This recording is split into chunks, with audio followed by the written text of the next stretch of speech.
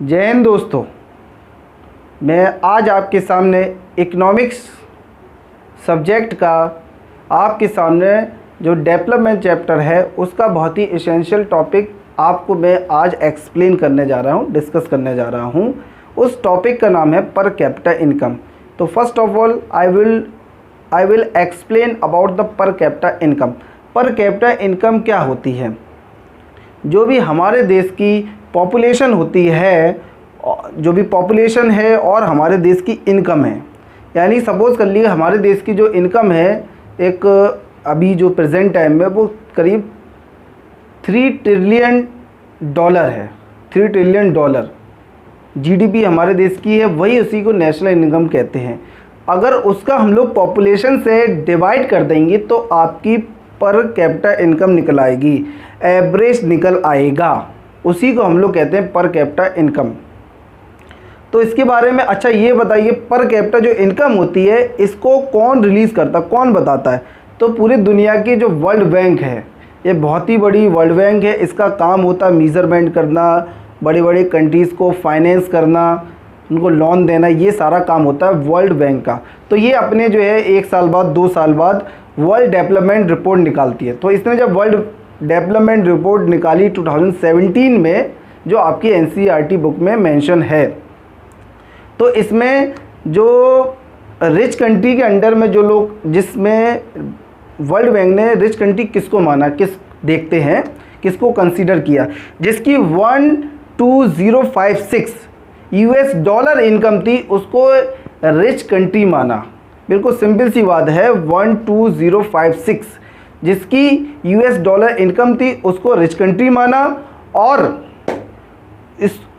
और low income countries यानी कि पुअर कंट्री किसको माना, इसको भी देख लेते हैं। जिसकी इनकम थी 955 और लेस, 955 या उससे कम जिसकी भी इनकम थी उसको लो इनकम कंट्रीज माना, एक तरीके से गरीब कंट्री माना।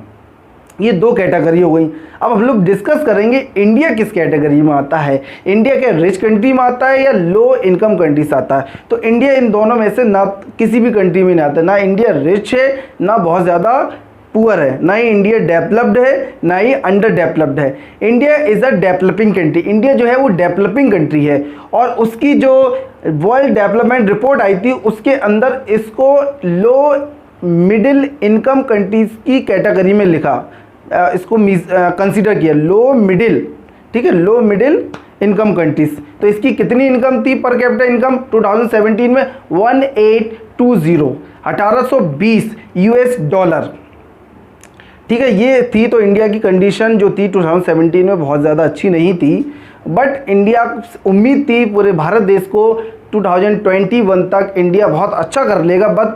बट ये बहुत ही निराशाजनक बात है। भारत सरकार की जो प्रेजेंट टाइम में जो यूपीए की जो बीजेपी की गवर्नमेंट है, मोदी की गवर्नमेंट है, उसने कोई प्रोग्रेस नहीं किया।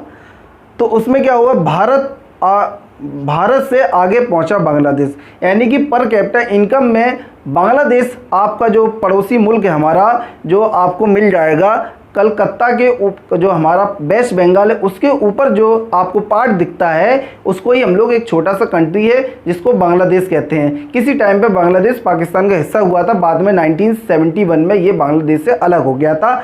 तो इसकी बांग्लादेश की आज पर कैपिटा इनकम कितनी है 2021 में? वर्ल्ड बैंक ने नई रिपोर्ट निकाली है, 1-2 साल के अंदर एनसीईआरटी में भी चेंज हो जाएगा। बट ये आपको एग्जाम में नहीं लिखना है, बट आपको इसकी नॉलेज होनी चाहिए। तो इसकी जो बांग्लादेश की जो per capita income present time में 2021 में वो कितनी है? 2227, 2000 करीब हो गई इसकी, 2227 per capita income present time में। अब इंडिया की प्रेजेंट टाइम में कितनी है 2021 में? वो इंडिया की है 1947, यानी कि 1947। तो ये हमारे लिए बहुत ही अफसोसजनक बात है। तो आप बच्चों से मैं उम्मीद रखता हूं कि आपको ये टॉपिक समझ में आ गया और भारत देश को आगे बढ़ाना है तो उसके लिए आपको बहुत ही एजुकेटेड करना होगा। Thank you, have a nice day.